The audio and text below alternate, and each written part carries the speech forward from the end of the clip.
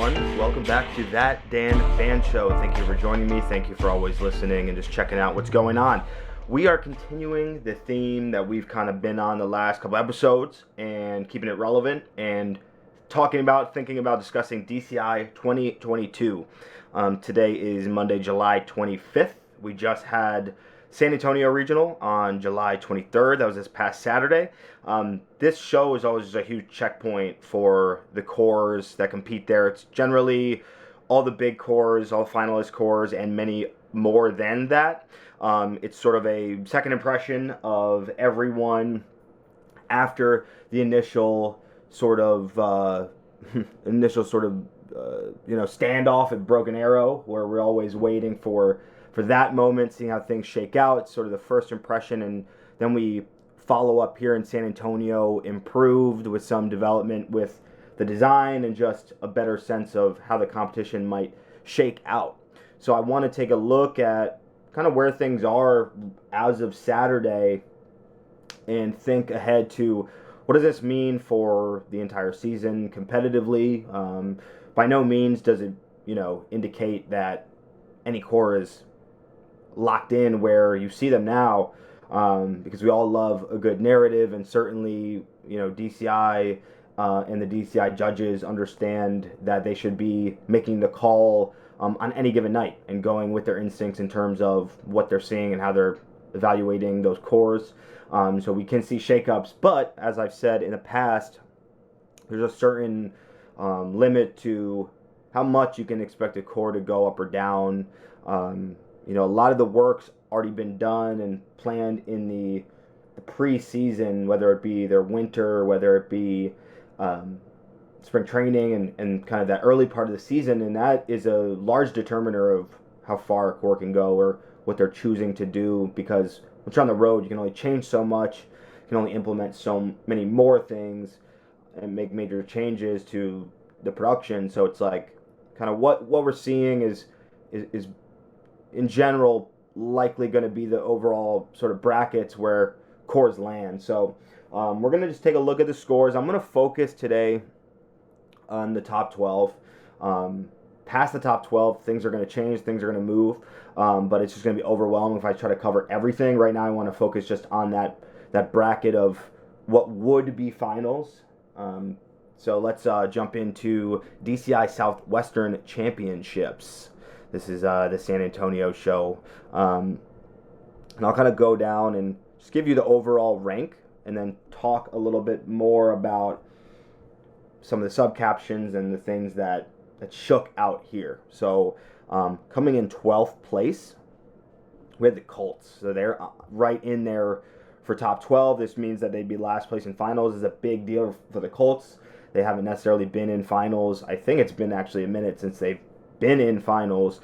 So this is a great indicator, but also that being said, I can imagine that they're feeling the pressure as a team to maintain this exact spot, to ensure this position, because the difference between in and out of finals is money to be made at auditions, it's recruiting power, it's proof of concept, it shows that they are making a dent towards success and consistency. And you can see across their subcaptions, they're floating and seeing 10s, 13s, 12s, 11s, 14, 11, 12, 14, so there's not totally a straightforward read on exactly where they're at as a full core, but there's certainly subcaptions that are poking into 10, but there's also some as low as 14. So you can look at this, and I'm sure the Colts are looking at this and going, kind of having an idea of where they want to go. So it looks like some of their higher captions, percussion was in 12, music analysis was in 12th.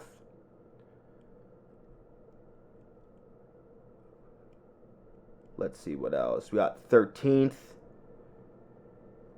in music analysis. The second one, 11th in brass, 13th in color guard, 14th in vision analysis, 11th in Viz proficiency, 12th in GE2, 14th in GE1, or that was GE2, forgive me again, because it's a double panel, 12th in GE1, 11th in GE1. So there's a lot of variation, but definitely not a bad position to be in for the Colts. So that's pretty badass. It's fun to see them kind of shaking things up. In 11th is Blue Knights. They've undergone some changes from a design perspective, and I'm sure beyond that as well. That right now they're at 79.125, so they haven't cracked that box 4 yet. But when you look across them again, they're sort of a pretty, for them it seems a little bit more consistent with that 11th place. GE 12th, 11th, 12th, and 11th. Viz, we've got Proficiency 12th, 12th, Guard 12th, solidly in 12th. In Viz, and then Brass, we got 12th, 11th, 11th, and then 13th in Percussion. And that was 11th in Music Analysis. Sorry, I kind of skipped over that, but you can kind of hear where they're positioned. It sounds like maybe they're a little bit stronger musically than they are from a visual standpoint. Perhaps there's some effect things here when you look across the performance side of things. 2 of our judges had them lower in the right box. So there's execution things to be had amongst, I'm sure, the other areas that they're looking to improve or craft or what have you. Everyone's getting cleaner. Everyone is always looking for that right box to be high. So it's no different for the Blue Knights, but they're sitting in 11th place coming out of San Antonio. Right after Blue Knights in 10th, we have the Phantom Regiment. When I look down across the Phantom Regiment recaps, it's hovering around that 10th. There's nothing too extreme. The lowest caption is the Percussion left side of the box. That's the content box. Otherwise, there's a lot of 10s, 9s, a few 8s. But Phantom is sort of owning that 10th place spot. It's pretty consistent across the sub-captions. So Phantom is kind of sitting right in that 82.175. So they are solidly in 10th, ahead of the Blue Knights.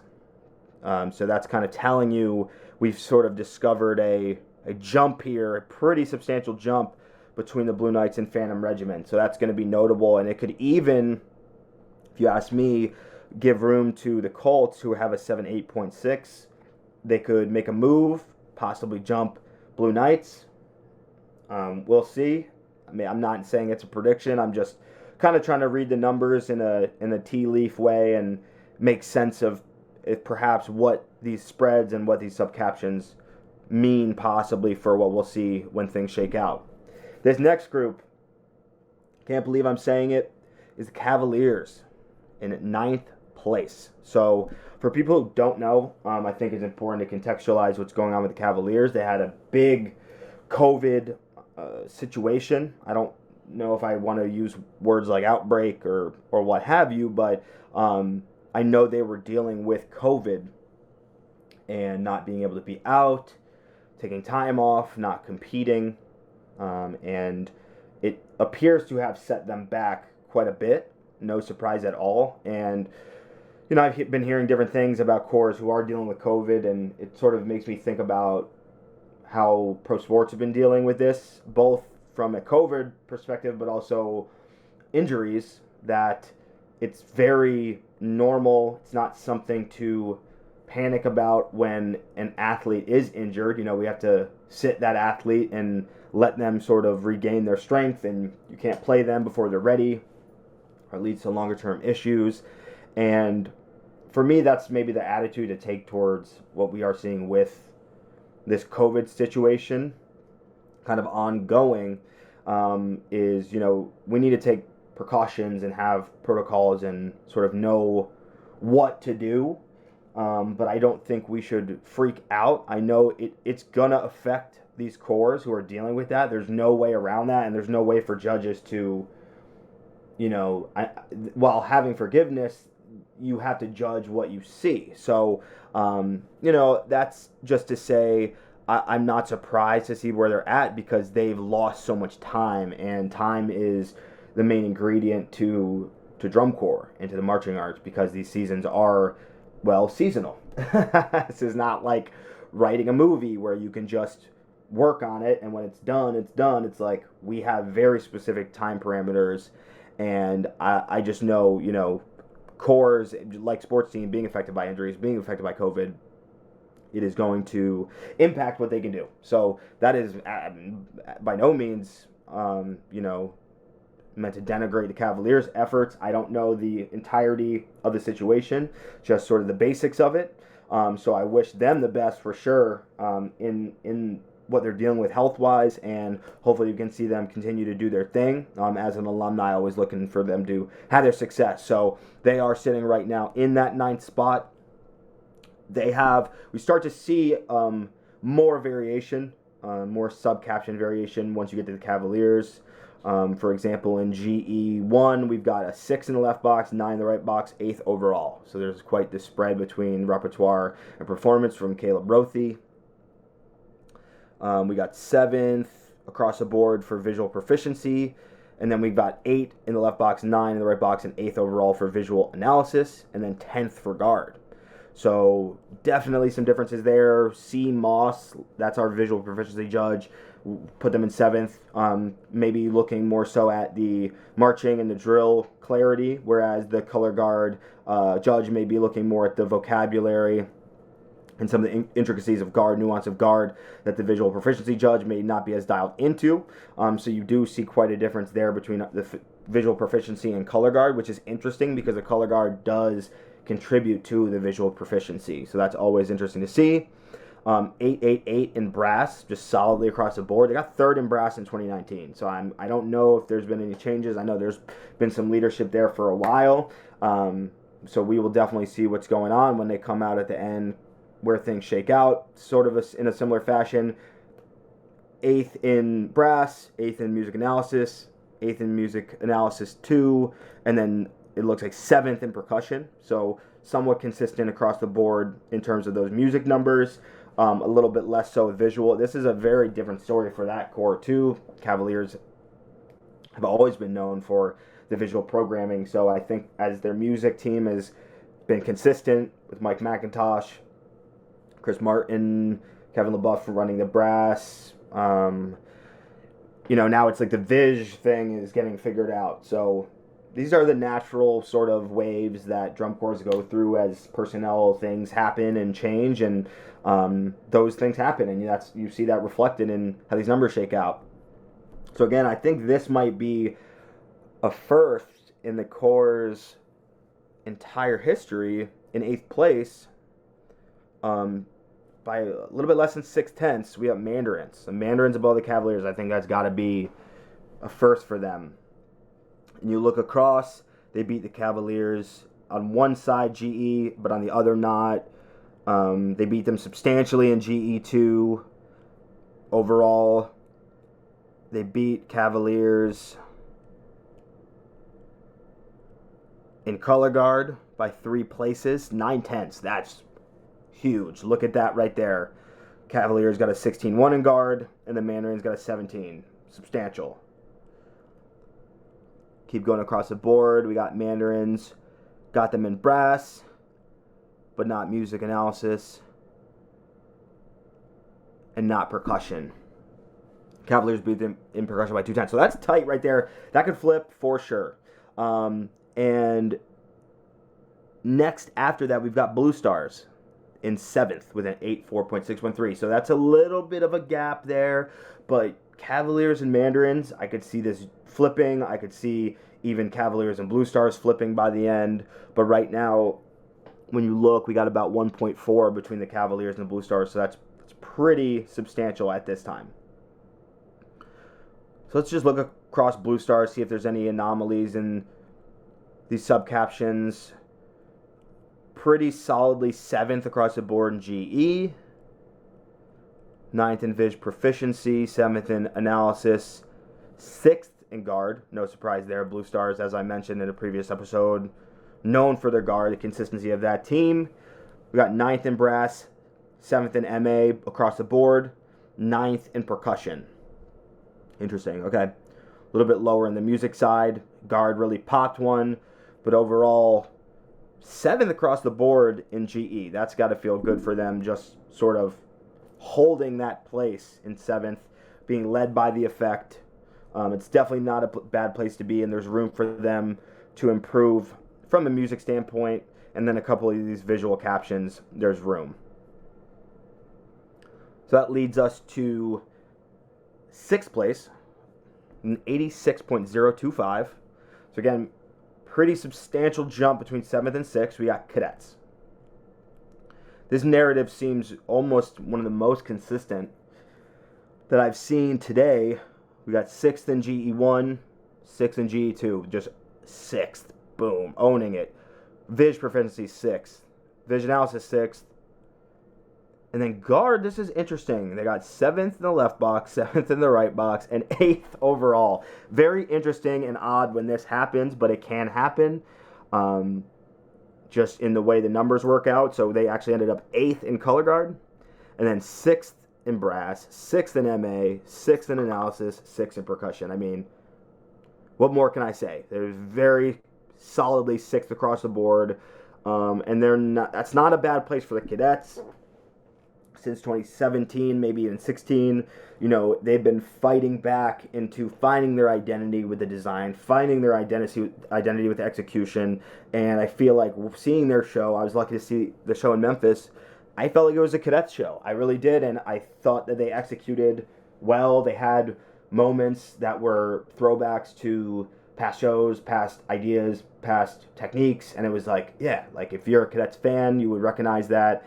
And they're hanging in the upper bracket. There is a pretty large jump between Blue Stars and them, so by no means does that mean to sit on their heels, and they're not going to. But it feels like the Cadets are in that conversation of 6 and above. So big congrats to them.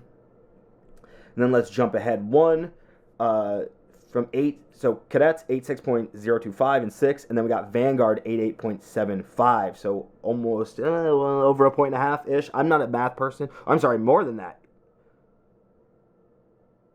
2.5 points. Wow. Okay. Around that. I'm not doing math on the fly now. I have my calculator out, and anyone who knows me knows I'm terrible at math. So around 2.5 points. So okay, we got another. Cadets are on an island. They're owning 6. They live in 6. They can definitely. We'll see. I don't know. Maybe we're looking at a year with Cadets in 6, which is not a bad thing. I don't mean to make that sound negative. Being 6th place in DCI is a huge feat, but there is a spread above and below them. So that's an interesting place to be. I'm definitely intrigued by how they're feeling on the inside of that thing. We got Vanguard in 5th. I told you so. That's all I'll say. I told you so. No hate on the team.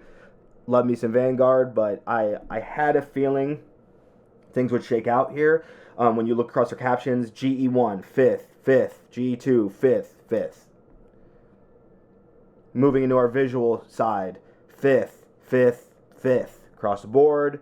Music brass 5th, music analysis 3rd, the second music analysis 4th, percussion 1st.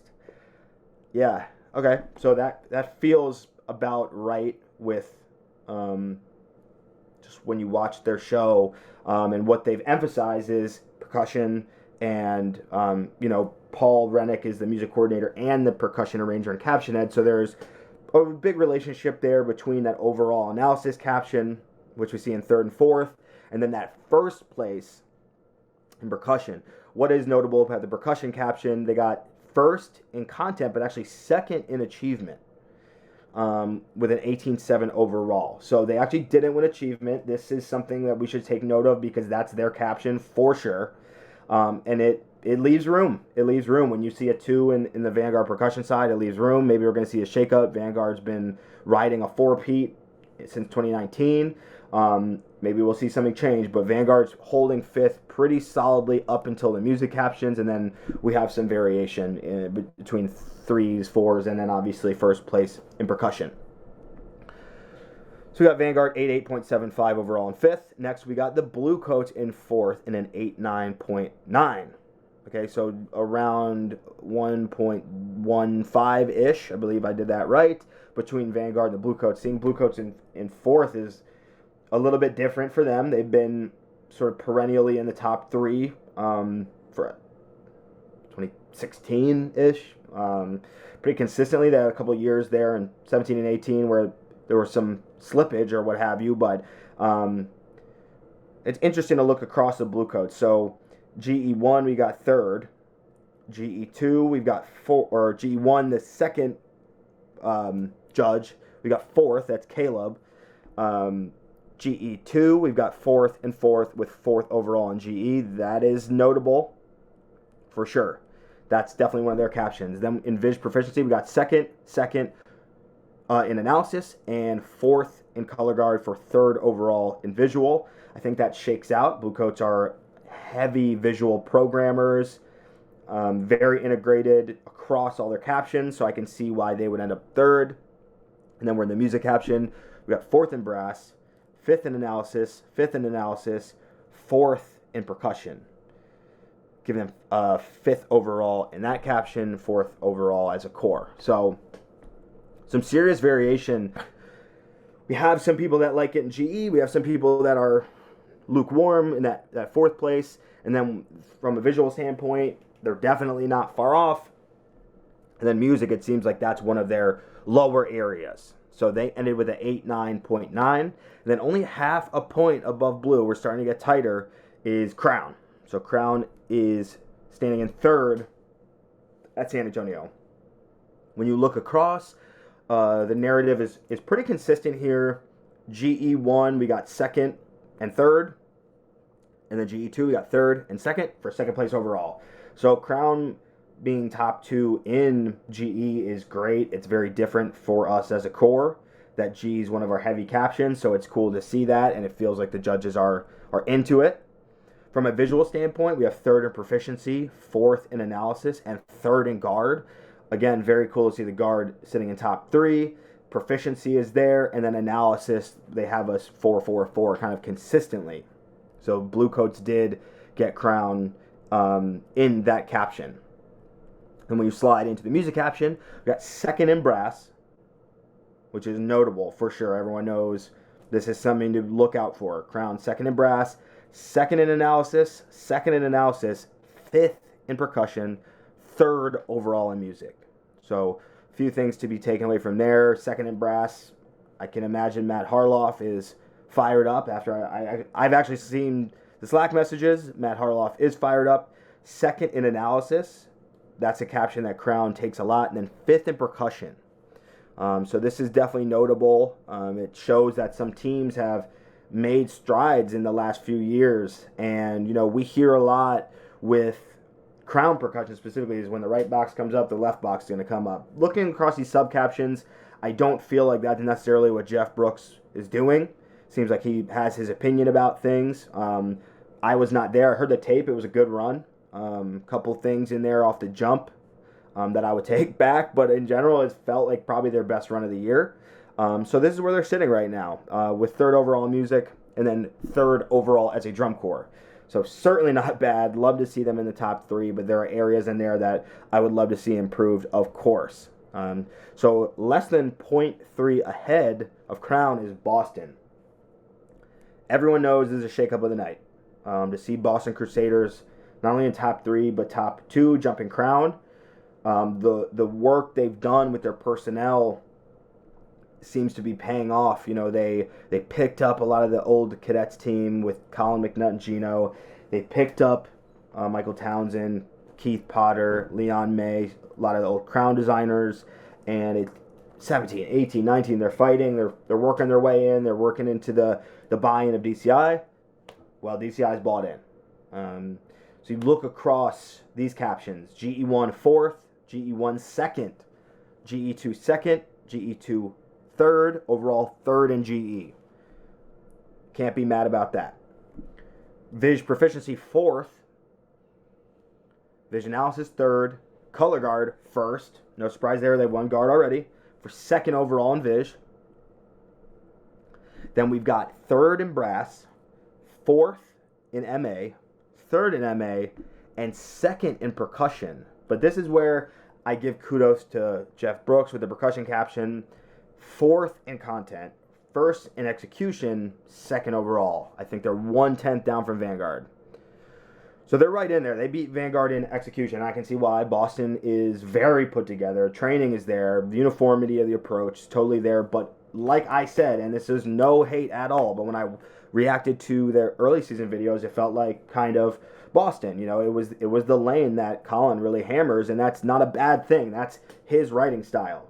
So I don't necessarily have an opinion about that. I'm just saying, what is Jeff Brooks saying by putting the content in fourth and the execution in first, putting them in second overall? It tells you something about they are executing beyond the book, which is always tough because you want to write like exactly, right above maybe the threshold for the students and their ability to achieve, so they're raising themselves to the book. It seems like they are really, really clean to the point that Jeff's going, is the book too easy? Or is it not presenting enough challenges? Where on the flip side with Vanguard is, this book is fantastic, they're underperforming it. So this is something to look out for. This conversation between Vanguard and Boston's percussion is just really, really interesting and compelling, and I'm very excited to see how these shake out.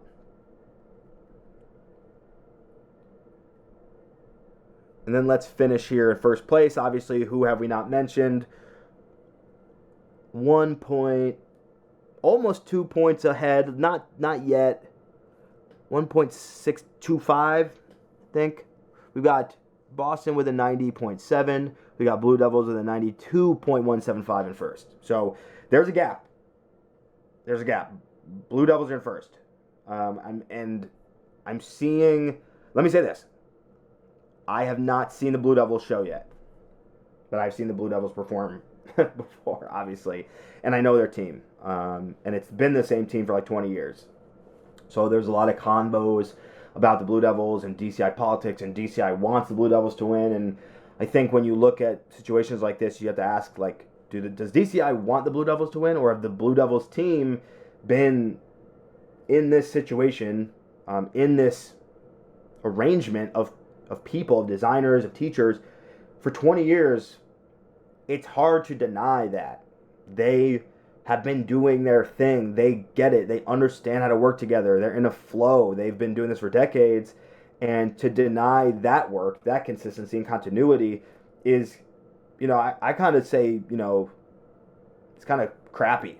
It's kind of ignoring the history of what they've done and what they have built. So, do I want to win? Does everyone want to win? Yes, we all want to win, but we can't sleep on what people have done. If you've been following drum corps for 3 years, you're like, oh, the Blue Devils are like 5 years, though the Blue Devils, the DCI Blue Devils. Well, they have been a consistent top 3 corps.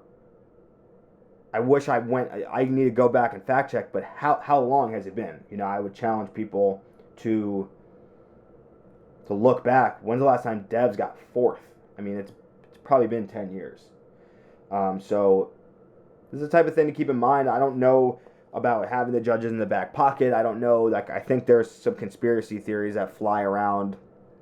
And the reality is they've put the work in and they've put the time in. So I just want to put that out there because I think we get caught up in sort of the short term rather than the long term. So for Devs, they won every single effect caption. Boom.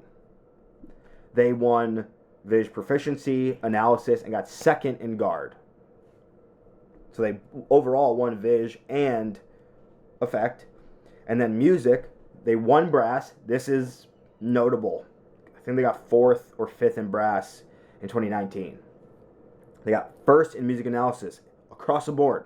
Only 2 in achievement and 1 subcaption on Dave Carbone's side, but they must be musically strong. They must be playing together. They must have an ensemble cohesiveness because they are winning a lot of the music captions other than percussion, where they got 3, 3, 3. And this is, I'm not really that surprised. Their book is pretty crazy. I'm not sure that they're achieving it to the level.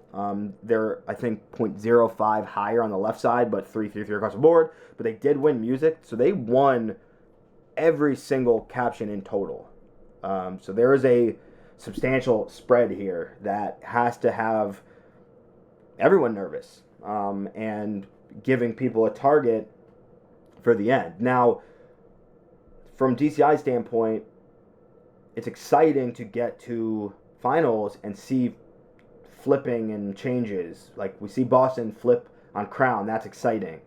To see the Cadets flip Vanguard, that would be exciting. Cavaliers flip higher. These little narratives that we're following, I mean, we're all invested in our personal team, so these are things that I don't want to say DCI enjoys, but it helps the buzz when we see changing things, when we see sub-captions flip, when we see just the dynamic nature of the scoring and the night-to-night execution. Like that is, it gives proof to the fact that the judges are making calls, because this is the issue, is when we feel like judges don't make calls, they're just like following in line.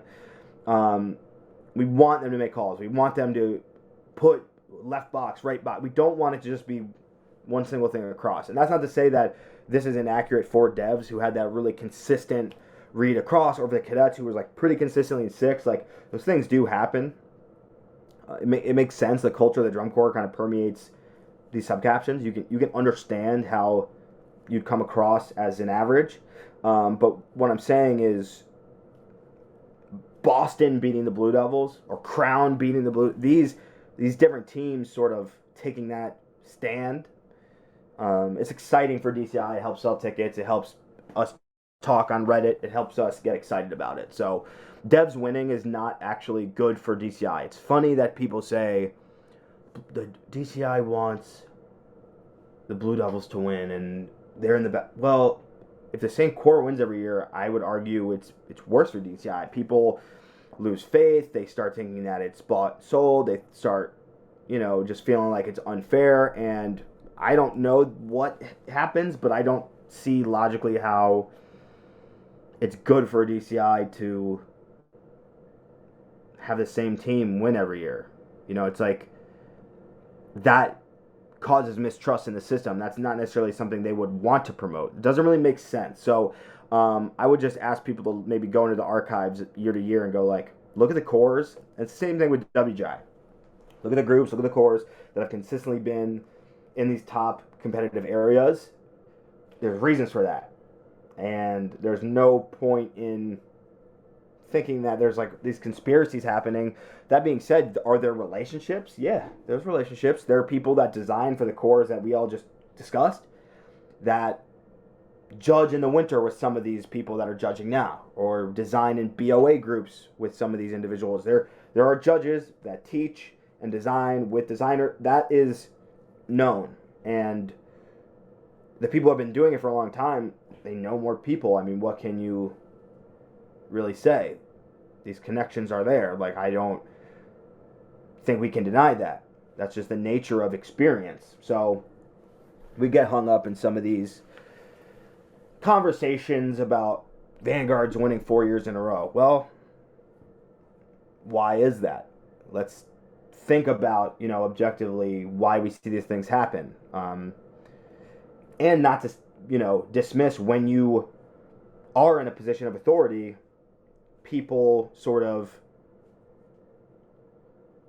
they will listen to your opinion. That's what I will say. When you've proven yourself like a Skojo, like a Rennick, why wouldn't we listen to what they have to say? Because they've gotten themselves to that place. Now, it doesn't mean that we want things to always stay the same, right? So even this shakeup tonight for San Antonio percussion, like, oh, what, Boston? Well, Colin McNutt won percussion with the Cadets in 2013. So he's been down that road. It's not like Colin can't win percussion. He knows how. So it's just, we don't want to, we see these things and we look at them at a surface read and we kind of make assessments maybe past that. And I think it's important to understand the relationships that are there. You can't really skip that. There's no point in pretending that's not a thing.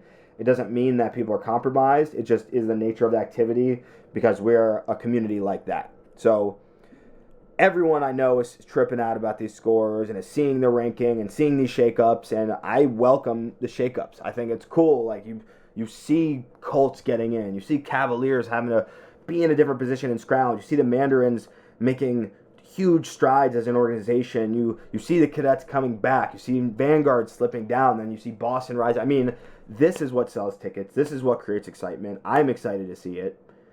I don't necessarily think we should see the same group win every year.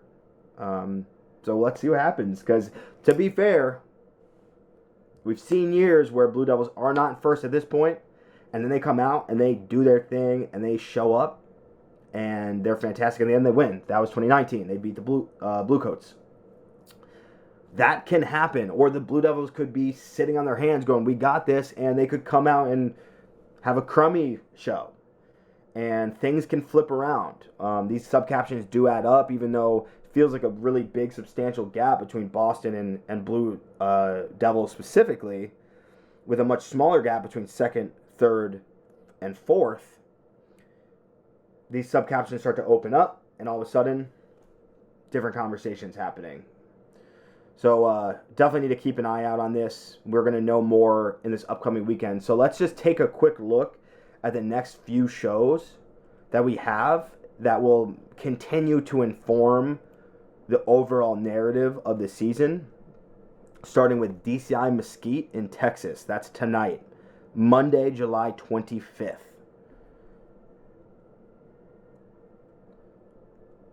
So at Mesquite, we've got Genesis, Pac Crest, Scouts, Troopers, Blue Knights, Colts, Mandarins, Cavaliers, and Crown. So you can see there's some head-to-head action happening here. Scouts and Troopers, Blue Knights and Colts, Mandarins and Cavaliers, and then Crown is kind of on its own. But we'll have some understanding based on the spread that comes through from Crown on down to Cavaliers, etc. So we'll continue to understand, okay, Mandarins, Cavaliers, is this going to be a thing where Mandarins are like substantially and consistently on top? These are the type of conversations that these recaps start to generate, and we get an understanding of where things could go. The next show is Wednesday the 27th, that I want to take a look at. That is DCI Southern Mississippi in Hattiesburg. And we've got the Academy, Music City Drum Corps, the Crossmen, Cavaliers, Mandarins, the Cadets, Boston, and the Blue Devils. So you can see why I'm talking about this one as well. Obviously, the Cavaliers and Mandarins we just covered. That is something that we are all looking at and waiting to see what happens. Then we've got the Cadets. They're sort of on an island, but we'll have more information on Mandarins to the Cadets to Boston and the spreads that come out here. And then, of course, Boston and Blue Devils. We're all going to be waiting. I'm going to be looking at these numbers and going, okay, is Boston jumping Debs at all? Is the gap closing from San Antonio to here? There is a narrative to be had comparing San Antonio to this show, and just seeing if things close, if things open, and which do or which don't. It's going to be pretty interesting to see how this shakes out. So around, scores are announced at 9:51 p.m. on Wednesday. Everyone, be ready to check that out. And then the last show I want to take a look at least now, is this Friday, the 29th. That's the Murfreesboro, Tennessee show, the Masters of the Summer Music Games. But we just call it Murfreesboro on the inside of this. So at Murfreesboro, we've got Music City, Blue Knights, Cavaliers, Blue Stars, Vanguard, Bluecoats, Crown, Boston, and Devs. So tons of interesting lineups, matchups here. Cavaliers and Blue Stars, Vanguard, Bluecoats, Crown, to Boston. It's just all these things. We're like looking at these subcaptions from San Antonio. Now we can start to compare. Now we get an idea of the picture. It starts to come together. Before, when everyone's separate, kind of on their isolated tours, it's like, what do these numbers mean? They kind of don't mean anything. What do the overall ranks mean? Kind of nothing. Now we look here, and it's like, okay, we got Devs, Boston, Crown, and Bluecoats, and Vanguard. That's the top five. So what is going to shake out here? Is Boston going to take drums? Is Devs going to take brass again? What about GE? Is anyone going to crack into that? Boston's guard. Crown's guard being in that top 3? What about Crown brass and music analysis? There's like all these components. Blue coats, are they going to hold Viz across the board? All these components can flip, can change. And we're finally getting a picture of where things are headed as we move into Indy, which is coming down the pike in like just over 2 weeks. Or no, less than 2 weeks. Because this is the 25th today. So 2 weeks from now, no, it is a little bit more than 2 weeks. I'm sorry, y'all. We got 2 weeks, few days, and it's time. It's August 11th. So it's coming pretty quick. I mean, these things that are crystallizing before us, it's going to be hard for these major shakeups to occur. And we can see sub-captions that are tight. We can see the cores that are back-to-back. But some of these things, like, you're not going to see the Cavaliers crack top 3. Love them. Home team. That's not a slight, but this is a race. Time is of the essence. And if you come out and you're positioned in a certain bracket, it's hard to just crack through. It's hard to fall. Like, you have to have some real dire events to see major changes like that. So I'm interested to see. I'm tracking this. I'm obviously, it's helping me keep track of where things are at to do these podcasts with y'all. Hopefully y'all are enjoying these. I do want to give a side note because I had an interesting conversation with a very well-known percussion guy down in Memphis who came up to me and he's like, what's going on with the podcast? And I was like, because he's been on it. I did an interview with him and he was like, what's going on with the podcast? I was like, what do you mean? He's like, I got people coming up to me saying, who is this guy? And, he's saying this and that. And, I'll just say to anyone, any listener, I have been very open about the fact that these are opinions. I'm not a authority on anything. I'm a participant in the activity. So this is by no means shit talking. I do understand, I am speaking openly as someone who also works with the drum corps, works for indoor groups.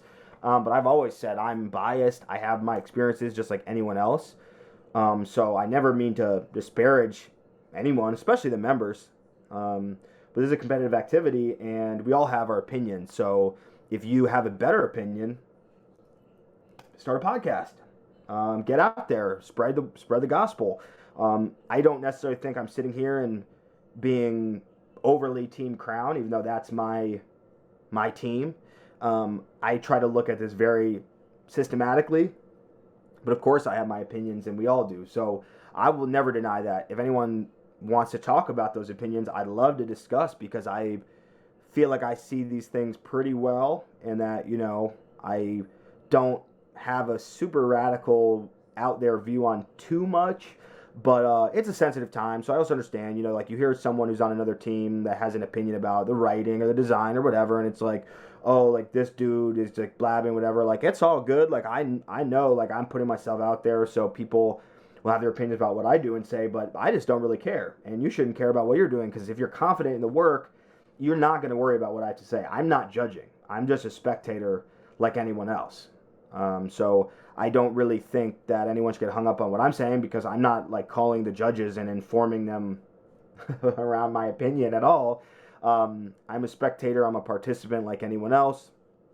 So if everyone wants to chat, you can absolutely DM me on the Instagram at That Day in Band Show. If you ever want to chat, you can DM me on my private Instagram, which is D_Shack, SCHACK. Always down to chat. Like, it's not a big deal to me, but when people are going up to people and saying, what is going on? It's like, it's a podcast. Like, this is what these are for. And we need to have people who are vocal and creating media and content around the marching arts, because it creates access. A lot of people, they don't go to a single DCI show all year. All they see is videos. They don't get any insight. It's like very gate kept. It's very hard to get to a DCI show if you don't live in the right place. I'm taking the gates down. I am going to talk about what I see, what I think is going to happen, and I'm not going to apologize for that. So if y'all want to chat, I'm here. I love to chat. I'll give you my opinion, but no one's come up to me personally and ever said anything negative. It's always been positive. So as always, I want to thank my listeners. Please subscribe. leave a review on your respective listening platform. If you're on YouTube, please like, subscribe, all those things. Follow me on my Instagram at That Dan Band Show. That's where we post clips. That's where we post news, things like that. But I love doing this. I love being able to just sort of think through my ideas that are half formed, attempting to do math live on camera, which is always fun and funny. But hey, we all make mistakes. We're not perfect. I would challenge everyone to be, humbled and open to the possibility that there's varying opinions about everything in this little world that we do. So thanks everyone for listening, and I will catch you on the next episode.